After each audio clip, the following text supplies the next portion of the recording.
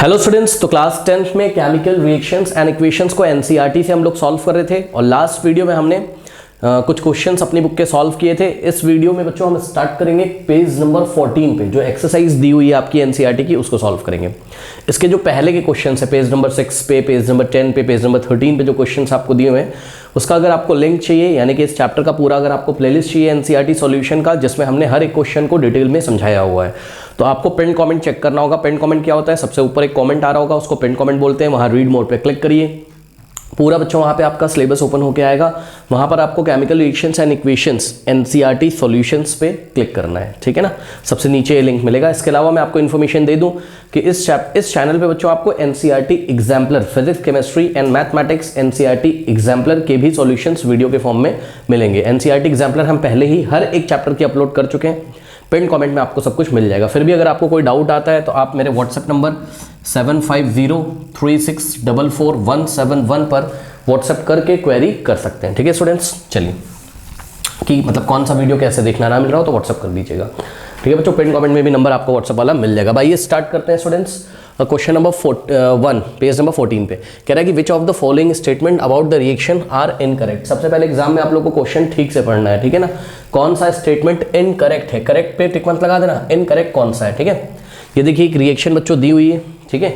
यहाँ पर lead oxide carbon के साथ रिएक्शन कर रहा है और लेड बन रहा है और साथ में कार्बन डाइऑक्साइड निकल रही है। हमको पता है कार्बन एक अच्छा रिड्यूसिंग एजेंट है। चेक कर लीजिए, carbon is a very good reducing agent. मतलब रिड्यूसिंग एजेंट कौन होता है? जो सामने वाले से ऑक्सीजन खींचकर खुद ऑक्सीडाइज हो जाए। तो ध्यान से चेक करो, लेड ऑक्साइड था PbO, कार्बन ने यहाँ से ऑक्सीजन खींचा और खुद किस में चेंज हो गया? कार्बन डाइऑक्साइड में, ठीक है। यानी कि कार्बन क्या है? रिड्यूसिंग एजेंट है, खुद तो ऑक्सीडाइज हो गया। चेक करिए बच्चों, यहाँ पर कार्बन का क्या हो रहा है? ऑक्सीडेशन हो रहा है। क्यों? क्योंकि कार्बन में ऑक्सीजन ऐड हो रहा है, तो कार्बन का हो रहा है ऑक्सीडेशन।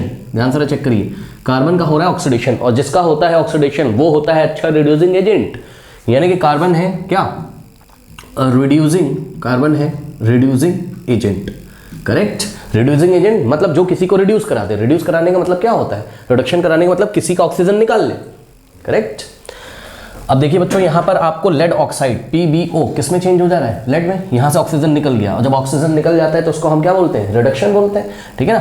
तो ध्यान से चेक करिए, लेड ऑक्साइड का यहाँ पे जगह नहीं है हमारे पास, तो हम ऐसे एरो लगा के लिख रहे हैं। आप लोग थोड़ा सा एडजस्ट करिएगा स्टूडेंट्स, ये ऐसे, ठीक है। तो लेड ऑक्साइड का क्या हो गया? आपका रिडक्शन हो गया।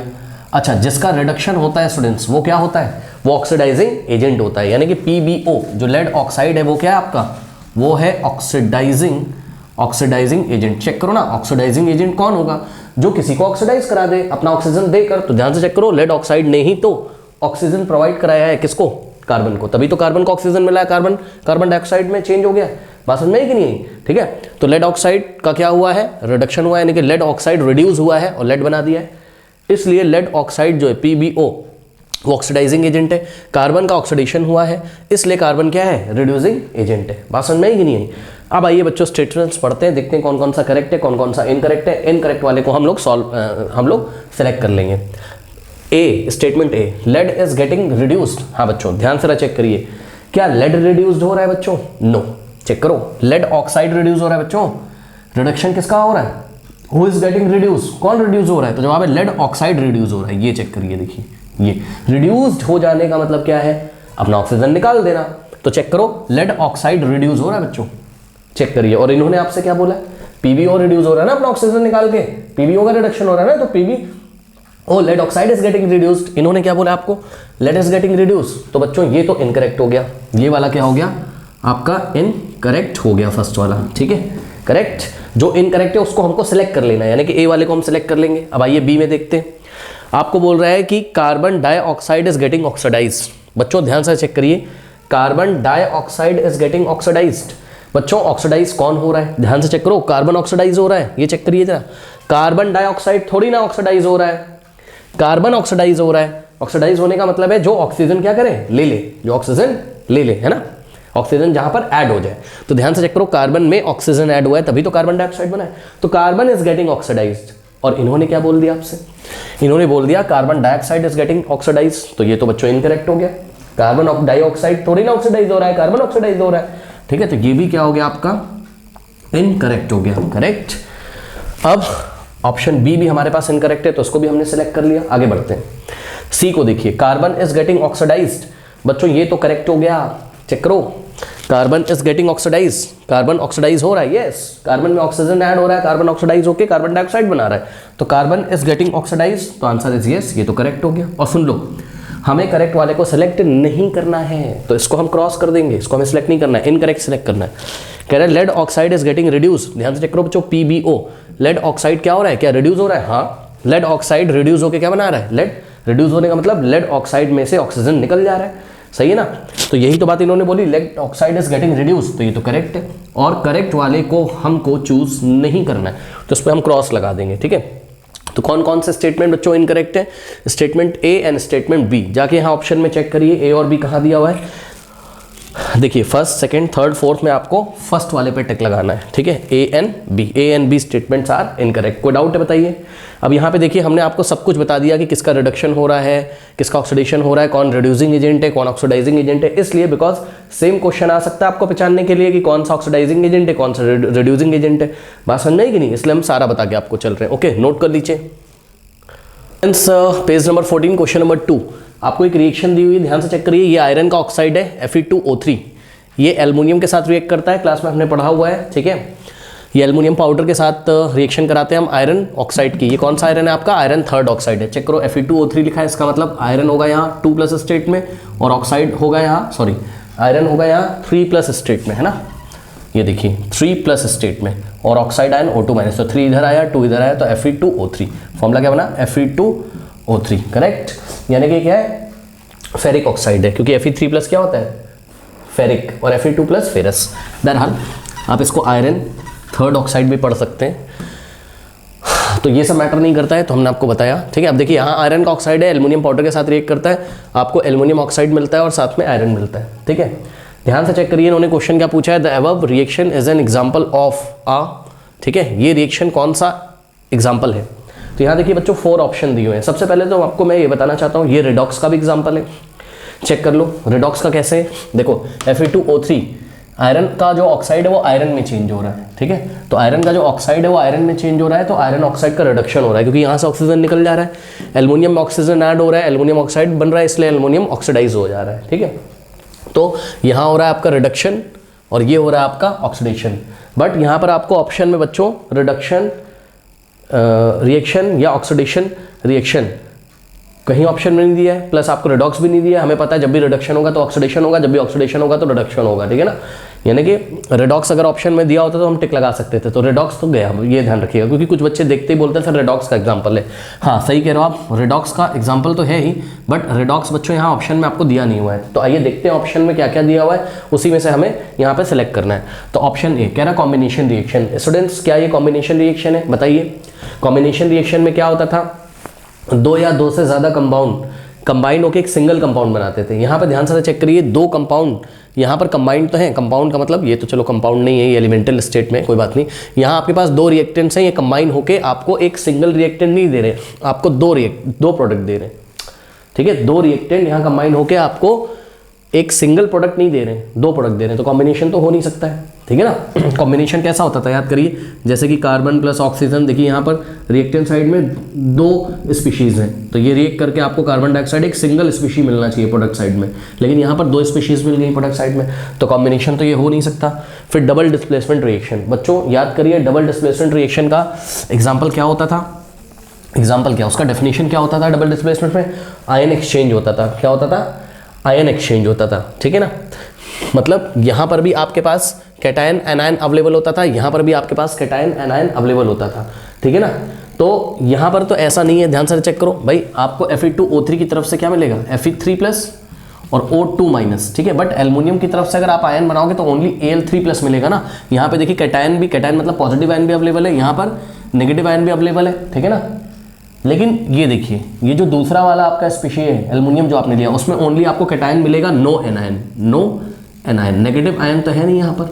और डबल डिस्प्लेसमेंट में क्या होता था याद करो, यहाँ वाला कैटायन एनायन से ऐड होता था और यहाँ वाला कैटायन यहाँ वाले एनायन से ऐड हो जाता था, यही होता था आयन एक्सचेंज, ठीक है ना।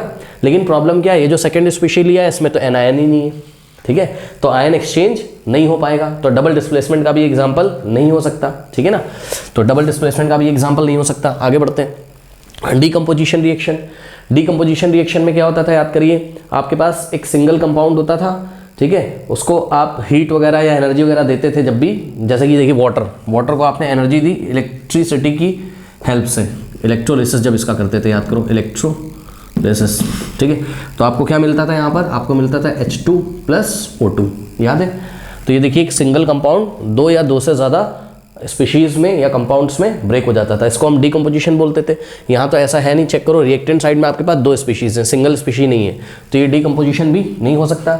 अब बचा क्या, डिस्प्लेसमेंट रिएक्शन बचा है बस। तो option D is the correct option, एक तो करेक्ट हो गई है ना।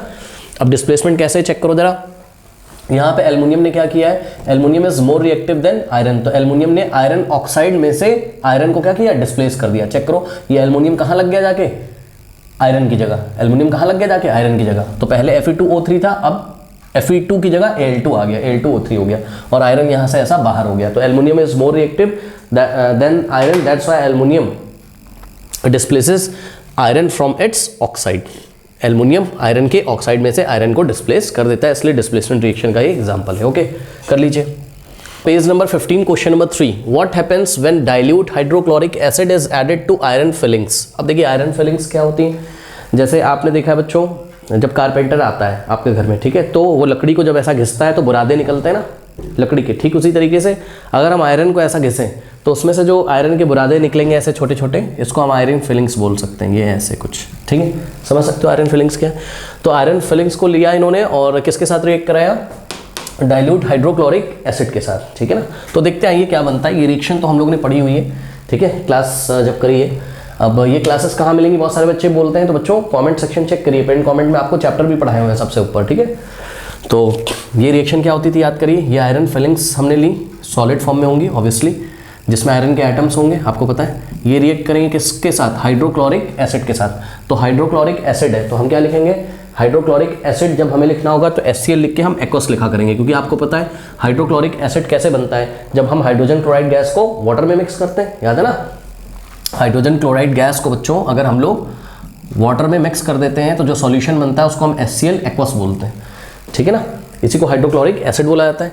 तो यहाँ पे जब रिएक्शन होगी तो आपके पास बनता है आयरन क्लोराइड, क्या बनता है आपके पास, आयरन क्लोराइड। और आयरन क्लोराइड में भी आपके पास 2 तरीके के बन सकते हैं, एक तो फेरस बन सकता है, एक फेरिक बन सकता है। तो मैं आपको बता दूं यहाँ पर फेरस बनता है, क्या बनता है यहाँ पर, फेरस बनता है, याद रखिएगा, ठीक है। तो ध्यान से चेक करिए, फेरस क्या होता है याद करिए, Fe2+ को हम लोग फेरस बोलते हैं और Fe3+ को हम लोग क्या बोलते हैं, फेरिक।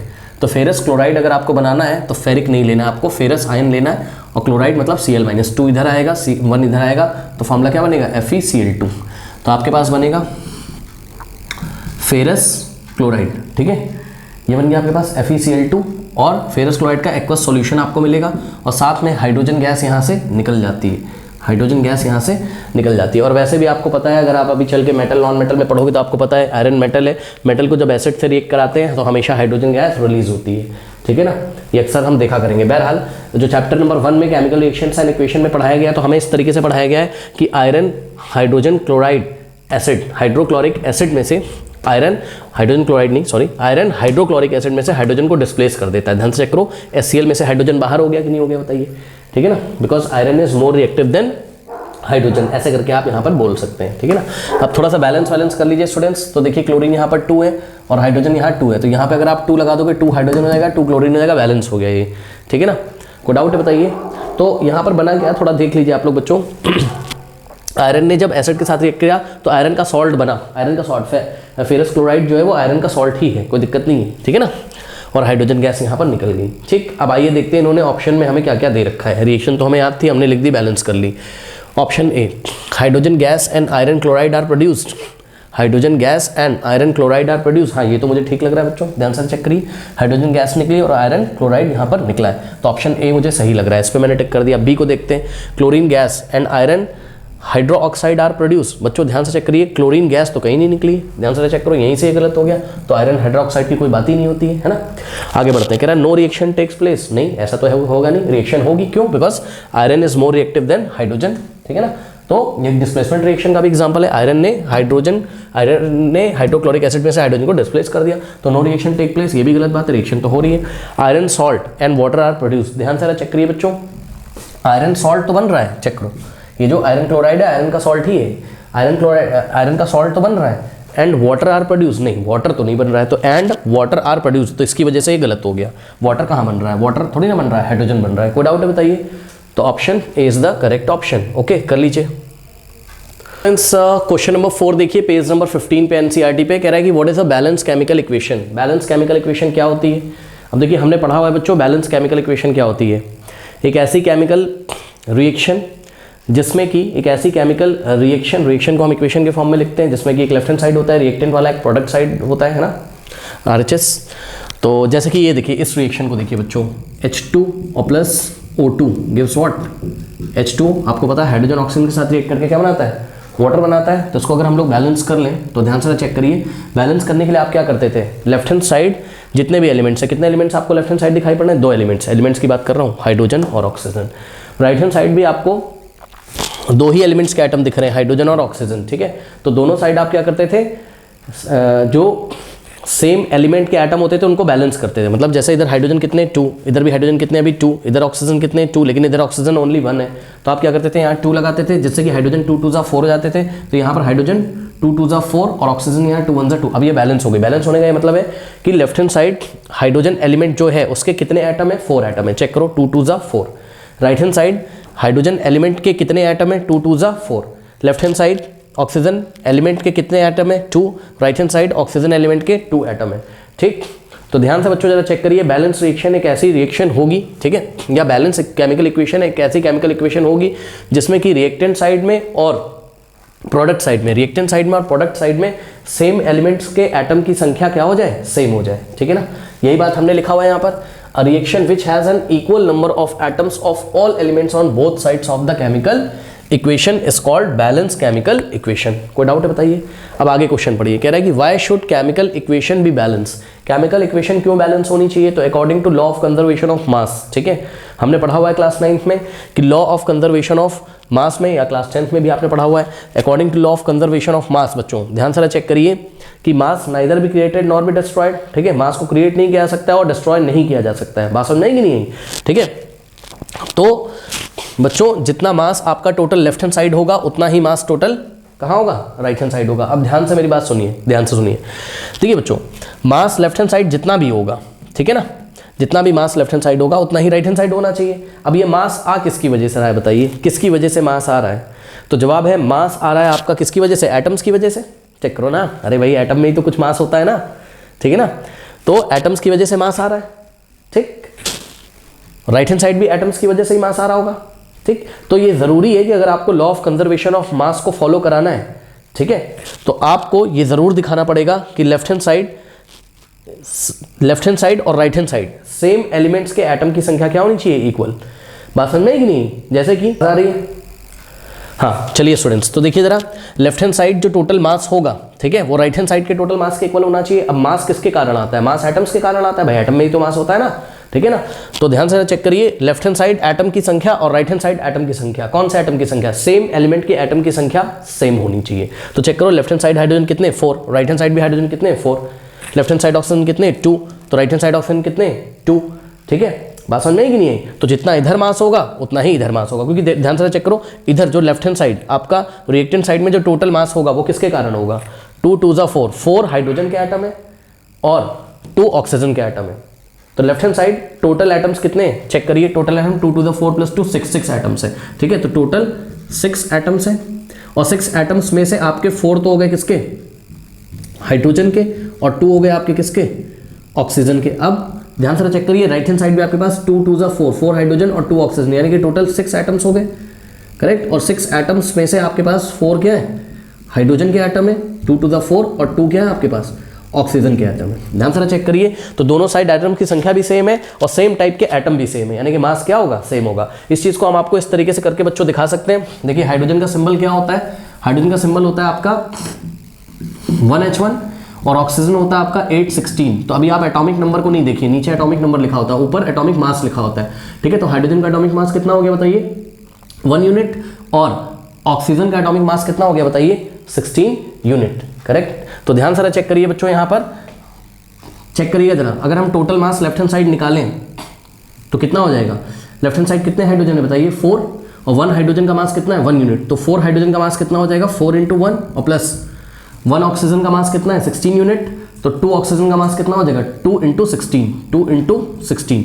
तो टोटल आंसर आपका लेफ्ट हैंड साइड कितना आ गया, यहाँ पे मैं कर रहा हूँ लेफ्ट हैंड साइड 4 1 जा 4, 16 2 जा 32, 32 + 4 कितना हो जाएगा 32 + 4 36 यूनिट्स आ गया लेफ्ट हैंड साइड मास आपका, ठीक। अब इस मास को अगर आपको किलोग्राम में चेंज करना तो वो भी हम आपको बता देंगे। अब ध्यान से चेक करिए राइट हैंड साइड 2 2 जा 4, 4 हाइड्रोजन है, 1 हाइड्रोजन का मास कितना होता है 1 यूनिट, यानी कि 2 × 1 और प्लस ऑक्सीजन कितने हैं यहाँ पर, सॉरी 2 × 1 कह रहा हूँ, हाइड्रोजन कितने यहाँ पर 4 है ना, 2 2 जा 4, तो 4 × 1, क्योंकि एक हाइड्रोजन का मास कितना है 1 यूनिट, तो 4 हाइड्रोजन का मास 4 × 1, और ऑक्सीजन का चेक करिए जरा कितने ऑक्सीजन हो गए 2 1 जा 2, 2 ऑक्सीजन हो गए, 1 ऑक्सीजन एटम का मास कितना होता है 16, तो 2 ऑक्सीजन एटम का मास कितना हो जाएगा 2 × 16, यानी कि टोटल कितना हो जाएगा 4 + 32 कितना हो जाएगा 4 + 32 आपका हो जाएगा 36 यूनिट्स, ठीक है। तो लेफ्ट हैंड साइड भी मास आपका 36 यूनिट है, राइट हैंड साइड भी मास आपका कितना है 36 यूनिट्स। तो लॉ ऑफ कंजर्वेशन ऑफ मास यहाँ पर फॉलो हो रहा है, ओके।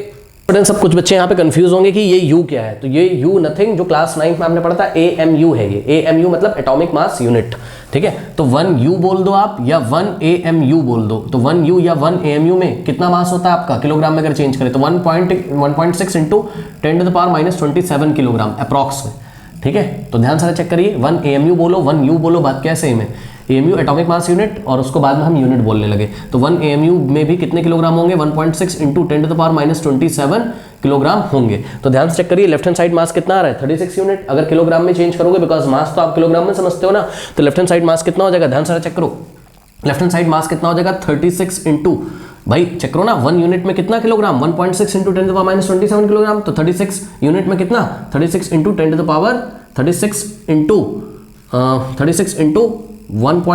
× 10⁻27 kg। इसी तरीके से राइट हैंड साइड भी मास कितना आ जाएगा kg में 36 × क्योंकि चेक करो 1 यूनिट में 1.6 × 10⁻27 होते हैं, तो 36 यूनिट में क्या होंगे 36 यूनिट को अगर आपको किलोग्राम में चेंज करना है तो उस नंबर से मल्टीप्लाई कर दो, तो 36 × 1.6 × 10⁻27 kg।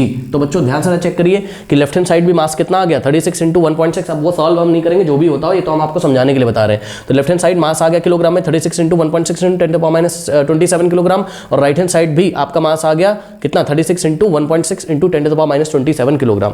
बात समझ में आई कि नहीं? अगर हम रिएक्शन को बैलेंस ना करते, ठीक है, मान लीजिए हम रिएक्शन को यहाँ पर बैलेंस ना करते, तो आइए हम आपको एक अनबैलेंस रिएक्शन को दिखाते हैं, ठीक है।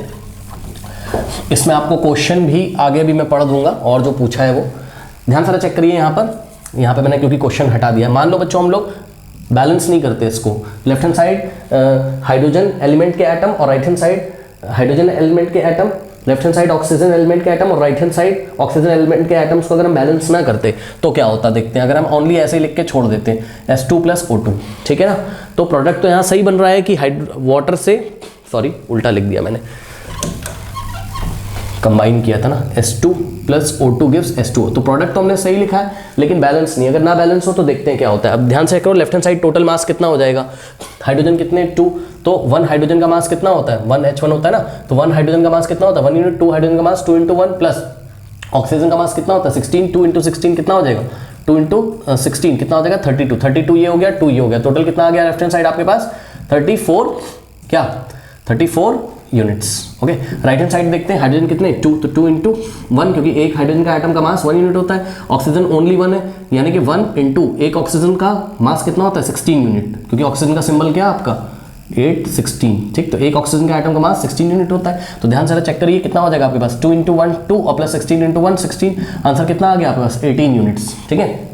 अब ध्यान से चेक करिए बच्चों लेफ्ट हैंड साइड मास कितना आ रहा है 34 यूनिट्स और राइट हैंड साइड कितना आ रहा है 18 यूनिट्स। यूनिट्स को आप किलोग्राम में चेंज कर लोगे, हाँ, जैसे इसको अगर हमें किलोग्राम में चेंज करना हो तो हम इसको मल्टीप्लाई करेंगे 1.6 × 10⁻27 kg से, ओके।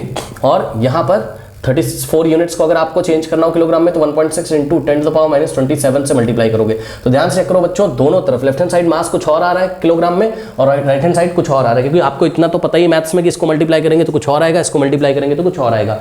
तो यहाँ law of conservation of mass follow नहीं हो रहा है। बात समझ में आई कि नहीं आई?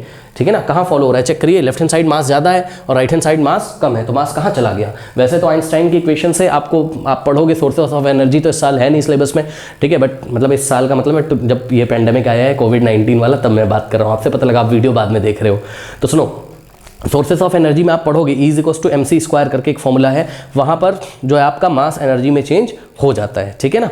तो आइंस्टाइन ने ऐसा बताया था, ठीक है, बट वो ज़्यादातर आपको कहाँ देखने को मिलेगा, जो रेडियो एक्टिव रिएक्शंस होंगी वहाँ देखने को मिलेगा। तो यहाँ ऐसा कुछ अभी रेडियो एक्टिव रिएक्शंस हो नहीं रही हैं, तो आपको law of conservation of mass follow कराना यहाँ पर ज़रूरी है, इसलिए लेफ्ट हैंड साइड और right hand side same elements के एटम्स का बैलेंस होना ज़रूरी है। अब देखिए बच्चों, इसमें क्वेश्चन आगे मैंने जो हटा दिया है उसमें लिखा हुआ था why should chemical equations be balance, ठीक है, केमिकल इक्वेशंस क्यों बैलेंस होनी चाहिए, तो मैंने आपको बता दिया लॉ ऑफ कंजर्वेशन ऑफ मास को फॉलो कराने के लिए केमिकल इक्वेशंस बैलेंस होनी चाहिए, ठीक है ना। तो ये देखिए इसका आंसर यहाँ रहा, किसका आंसर कि why should chemical equations be balance. The law of conservation of mass states that mass can neither be created not destroyed, ठीक है। लॉ ऑफ कंजर्वेशन ऑफ मास क्या कहता है कि मास को ना तो क्रिएट किया जा सकता है ना तो डिस्ट्रॉय किया जा सकता है, ठीक है ना। Hence in a chemical reaction the total mass of the reactant should be equal to the total mass of the products। इसलिए किसी भी केमिकल रिएक्शन में जो टोटल मास है रिएक्टेंट का वो किसके इक्वल होना चाहिए, total mass of the product के इक्वल होना चाहिए। इट मीन्स दैट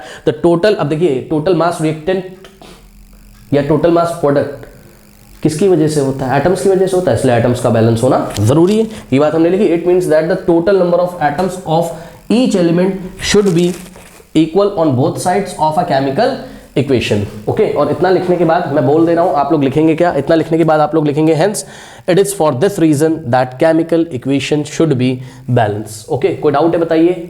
अब यहाँ पे सवाल ये आता है कि बच्चे पूछेंगे सर ये सब हमें करके दिखाना एग्जाम में, जी नहीं, ये सब आपको करके नहीं दिखाना, जितना थ्योरी मैंने यहाँ लिखवाया है बस वो थ्योरी आपको लिखना है, बिकॉज ये मैंने आपको समझाने के लिए बताया, ओके। कर लीजिए नंबर 5 देखिए, क्वेश्चन नंबर 5 में आपको बोलता है, क्वेश्चन में translate the following statements into chemical equations and then balance them, okay. तो कुछ स्टेटमेंट दिए, इसके करस्पॉन्डिंग हमको केमिकल इक्वेशंस लिखनी है, बैलेंस करना है। आइए जरा देखते हैं किस तरीके से हम लोग इसको लिखेंगे।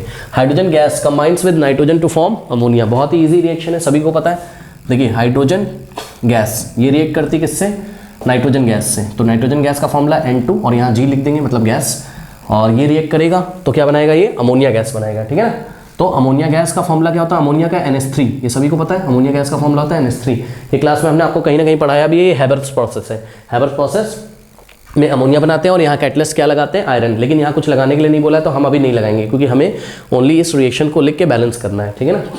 तो आइए जरा बैलेंस करते हैं। देखिए नाइट्रोजन यहाँ 2 है, हाइड्रोजन यहाँ 2 है, तो यहाँ बस हम 2 लगा देंगे तो नाइट्रोजन 2 हो जाएगा, 2 3 जा 6 हाइड्रोजन हो गए, तो यहाँ हमें 3 लगाना पड़ेगा, बैलेंस हो गई, टेंशन नहीं है कोई, ठीक है ना। बैलेंस रिएक्शन है, आगे बढ़ते हैं। पार्ट 2 यानी कि B part, hydrogen sulphide. Hydrogen sulphide क्या होता है, H2S, इसको हम क्या बोलते हैं, हाइड्रोजन सल्फाइड, ओके।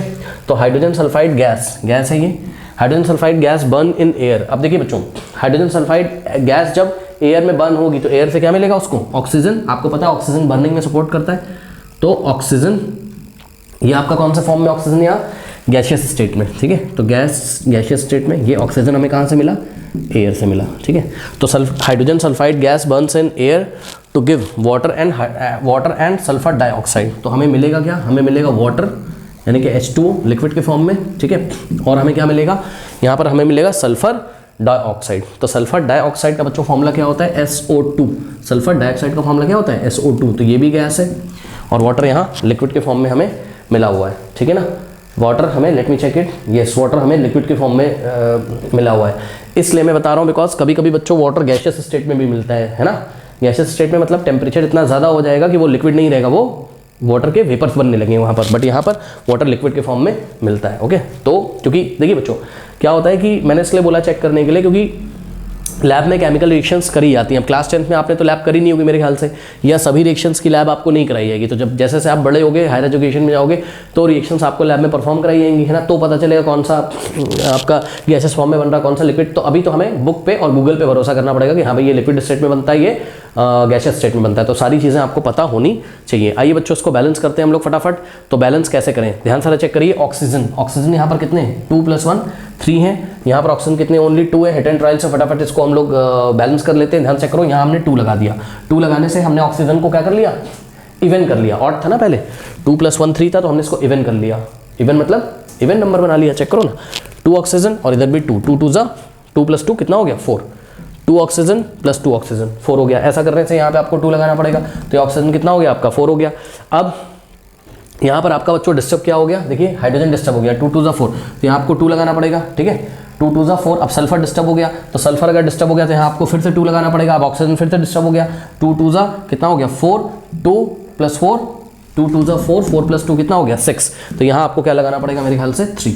अब चेक कर लीजिए, अब शायद बैलेंस है, आइए एक बार फिर से चेक करते हैं। सबसे पहले ऑक्सीजन को चेक कर लो, तो 3 2 6 ऑक्सीजन है, यहाँ पर देखिए 2 ऑक्सीजन और 2 2 4, टोटल 6 हो गए, ठीक। अब हाइड्रोजन चेक कर लो, 2 2 4, इधर भी 2 2 4। अब सल्फर चेक कर लीजिए, तो इधर 2 सल्फर है और इधर भी आपके 2 सल्फर है, करेक्ट, तो ये बैलेंस हो गई है, ठीक। कर लीजिए question number 5 C part, barium chloride, what is the formula of barium chloride, फटाफट बना लेते हैं। सभी को पता है कि बेरियम पे होता है 2+ और क्लोराइड होता है आपका Cl-, 2 इधर आएगा 1 इधर आएगा, तो बेरियम क्लोराइड का फॉर्मूला बनेगा BaCl2, ठीक है। तो बेरियम क्लोराइड जो सॉल्यूशन होता है, याद होगा आपको क्लास में, बेरियम क्लोराइड का सॉल्यूशन लेते हैं, उसको हम रिएक्ट कराते हैं एल्युमिनियम सल्फेट सॉल्यूशन से, तो बेरियम क्लोराइड का सॉल्यूशन होता है। हमने आपको बताया जब भी सॉल्यूशन बनाएंगे केमिस्ट्री में, ठीक है, तो किस में बनाएंगे, वाटर में बनाएंगे, तो बेरियम क्लोराइड का जो वाटर में सॉल्यूशन होगा, क्योंकि वाटर मौजूद है इसलिए हम यहाँ एक्वस लिखेंगे, करेक्ट, विद एल्युमिनियम सल्फेट। तो एल्युमिनियम सल्फेट का फॉर्मूला कैसे बनेगा, एल्युमिनियम पे होता है 3+ और सल्फेट होता है आपका SO4 2-, सबको पता है एल्युमिनियम पे होता है 3+, सल्फेट होता है SO4 2-, 3 इधर आएगा 2 इधर आएगा, तो फॉर्मूला क्या बनेगा, ध्यान से चेक करिए, 2 आएगा एल्युमिनियम के नीचे तो Al2 और सल्फेट SO4 के नीचे 3 आएगा, Al2 SO4 होल थ्राइस, तो ये बन गया एल्युमिनियम सल्फेट का फॉर्मूला। अब ध्यान दें, एल्युमिनियम सल्फेट सॉल्यूशन होता है बच्चों, ये तो वाटर के साथ सॉल्यूशन इसका बनाते हैं, ठीक है, बेरियम क्लोराइड का वाटर के साथ सॉल्यूशन, एल्युमिनियम सल्फेट का वाटर के साथ सॉल्यूशन, इसलिए एक्वस एक्वस यहाँ लिखा है। तो इन दोनों को हमने रिएक्ट कराया to give a aluminium chloride and a precipitate of barium sulphate. तो आपको मिलता क्या क्या है, ध्यान से चेक करिए, आपको एल्युमिनियम क्लोराइड मिलता है। अब एल्युमिनियम क्लोराइड का फॉर्मूला बच्चों कैसे बनेगा, और आप क्लियरली देख सकते हैं यहाँ पर, ये मेरे ख्याल से डबल डिस्प्लेसमेंट रिएक्शन का एग्जांपल है ना, क्योंकि चेक करो ना, बेरियम क्लोराइड और एल्युमिनियम सल्फेट आयन एक्सचेंज करेंगे, कैसे आयन एक्सचेंज करेंगे, चेक करो, बेरियम क्लोराइड का जो कैटायन है वो एल्युमिनियम सल्फेट के एनायन से, और एल्युमिनियम सल्फेट का जो कैटायन है वो बेरियम क्लोराइड के एनायन से ऐड हो जाएगा यहाँ पर, ठीक है ना, आयन एक्सचेंज हो जाएंगे, ठीक। तो आइए फटाफट करा देते हैं, हमें बनाना है एल्युमिनियम क्लोराइड। तो कैसे बनाओगे एल्युमिनियम क्लोराइड, एल्युमिनियम पे होता है 3+ आपका और क्लोराइड होता है -1, तो 3 इधर जाएगा 1 इधर, यानी कि AlCl3, 1 तो लिखा नहीं आता Al1Cl3, ठीक है, 1 तो लिखा नहीं आता AlCl3। अब ये जो एल्युमिनियम क्लोराइड बनता है ये होता है आपका सॉल्युबल एक्वस सॉल्यूशन है, करेक्ट, कोई डाउट है बताइए, ये है आपका क्या एक्वस सॉल्यूशन, और साथ में बनेगा आपका क्या, साथ में बनेगा आपका, चेक करो, बेरियम सल्फेट बोल भी रहा है, an precipitate of, white colour का प्रेसिपिटेट बनता है बेरियम सल्फेट का, तो बेरियम सल्फेट का फॉर्मूला बना लीजिए, कैसे बनेगा, Ba पे 2+ है और SO4 पे 2- है, तो इसका 2 इसके नीचे आएगा, इसका 2 इसके नीचे आएगा, 2 से 2 कैंसिल होगा, तो आपका होगा क्या BaSO4, और ये जो BaSO4 है इसके नीचे एक्वस मत लिख देना, ये सॉलिड व्हाइट कलर का प्रेसिपिटेट बनता है, ठीक है ना। तो कुछ इस तरीके से ये रिएक्शन आपकी हो गई, barium chloride reacts with aluminium sulphate to give aluminium chloride and precipitate of barium sulphate. अब इसको आइए बैलेंस करते हैं। तो बैलेंस करने के लिए सबसे पहले पॉली एटॉमिक इसमें स्पेशी देखिए, ये देखिए सल्फेट कितने हैं यहाँ 3, पूरा सल्फेट SO4 एक साथ देखिए 3 है, ठीक। तो राइट हैंड साइड भी सल्फेट को आपको 3 करना पड़ेगा, तो सल्फेट अभी यहाँ पर कितने ओनली 1 है, चेक करो, एक ही SO4 है, तो यहाँ हमने 3 लगा दिया। ऐसा करने से सल्फेट इधर 3 हो गए, ठीक, और इधर भी सल्फेट कितने हो गए 3 हो गए। अब ध्यान चेक करिए, एल्युमिनियम कितने 2, तो एल्युमिनियम यहाँ पर हमने 2 कर दिए, ठीक। ऐसा करने से क्लोरीन कितने हो गए 2 3 6, और यहाँ पर देखिए क्लोरीन को 6 करने के लिए हमें यहाँ 3 लगाना पड़ेगा, तो 3 जैसे हमने लगाया 3 2 6 क्लोरीन हो गए, बेरियम कितने हो गए 3 हो गए, ठीक है। मेरे ख्याल से बैलेंस है बच्चों, चेक कर लीजिए, ठीक है, बैलेंस है, ठीक। आगे बढ़ते हैं, डी पार्ट कह रहा है कि potassium metal reacts with water to give potassium hydroxide. अब देखिए पोटेशियम मेटल का जो फॉर्मूला होगा वो K सॉलिड, पोटेशियम हम सॉलिड के फॉर्म में लेते हैं और किससे रिएक्ट कराते हैं, वाटर से, तो वाटर से रिएक्ट कराइए, वाटर होगा आपका लिक्विड फॉर्म में, जैसे ही आपको पता है एक एल्कली मेटल है, मतलब इसको वाटर के साथ रिएक्ट कराएंगे तो बेस बनेगा यहाँ पर, ठीक है, स्ट्रॉन्ग बेस बनेगा, that is what potassium hydroxide. तो बोल भी रहा है आपको कि potassium metal reacts with water to give potassium hydroxide. What is the formula of potassium hydroxide, K पे होता है प्लस और हाइड्रोक्साइड होता है OH- ion, potassium ion hydroxide ion, 1 इधर आएगा 1 इधर आएगा, तो आपका सिंपली पोटेशियम हाइड्रोक्साइड का फॉर्मूला बन जाएगा KOH, ठीक है। तो यहाँ पर पोटेशियम हाइड्रोक्साइड का फॉर्मूला बना KOH, और क्योंकि ये एक्वस सॉल्यूशन होता है, पोटेशियम हाइड्रोक्साइड का एक्वस सॉल्यूशन बेस मिलेगा आपको वहाँ पर, बेसिक इन नेचर है ना, बेस ही तो है, चेक करो ना, पोटेशियम हाइड्रोक्साइड एक्वस सॉल्यूशन, और साथ में यहाँ पर आपको मिलेगा क्या, यहाँ पर बच्चों आपको मिलेगा हाइड्रोजन गैस, ओके। तो यहाँ पर हाइड्रोजन गैस आपकी रिलीज हो जाएगी, तो हाइड्रोजन गैस यहाँ से निकल जाएगी, ठीक है, ये हो गया, ठीक। कोई डाउट है बताइए, हाँ, ओके, बहुत बढ़िया। अब एक बात और बताना चाहता हूँ बच्चों, देखिए ये क्या है आपका एल्कली मेटल है, इसका नेचर कैसा होता है, बेसिक नेचर, ठीक, इसका नेचर कैसा होता है, बेसिक नेचर है ना, इसलिए यहाँ पर आपको क्या मिल रहा है, बेस मिल रहा है वाटर के साथ, ठीक है। तो ये चीज़ है। बहरहाल ज़्यादा हम डिटेल में नहीं जाएंगे, सब कुछ हमने क्लास में पढ़ाया हुआ है। आइए इसको बैलेंस करते हैं फटाफट। तो बैलेंस कैसे करोगे, ध्यान से चेक करो। हाइड्रोजन इधर 2 है, 2 + 1 3 हाइड्रोजन है। इधर कितने बच्चों, इधर है आपके 2 हाइड्रोजन। तो हम हाइड्रोजन को इवन नंबर बना लेते हैं, even number right hand side. अभी 2 + 1 3 ऑड है, इवन बनाने के लिए 2 लगा देंगे। जैसे ही 2 लगाएंगे हाइड्रोजन 2 + 2 कितना हो गया 4। इसके लिए आपको यहाँ 2 लगाना पड़ेगा। 2 2 जा 4 हाइड्रोजन हो गया। ऑक्सीजन कितने हो गए 2 1 जा 2। इधर भी ऑक्सीजन कितने हो गए 2 1 जा 2। अब बैलेंस क्या नहीं है, पोटेशियम नहीं बैलेंस है। तो पोटेशियम को बैलेंस करने के लिए यहाँ पर हमने 2 लगा दिया। बताइए कोई डाउट है, बैलेंस हो गया रिएक्शन, हाँ ठीक है। तो ये बैलेंस इक्वेशन हमने यहाँ पर लिख दी। तो स्टूडेंट्स क्वेश्चन नंबर जो 6 है उसका सॉल्यूशन एंड स्क्रीन पे आ रहा होगा। और जाते जाते कमेंट सेक्शन में जो पिन कमेंट है उसको चेक करना ना भूले। रीड मोर पे क्लिक करिए, हर एक चैप्टर का लिंक वहाँ पर ओपन होकर आएगा। कोई डाउट है, अगर आपको कुछ वीडियो नहीं समझ में आ रहा कहाँ से देखना है, तो मेरे व्हाट्सएप नंबर पर आप मैसेज कर सकते हैं। मिलते हैं नेक्स्ट वीडियो में, तब तक के लिए पढ़ते रहिए, बढ़ते रहिए। All the best.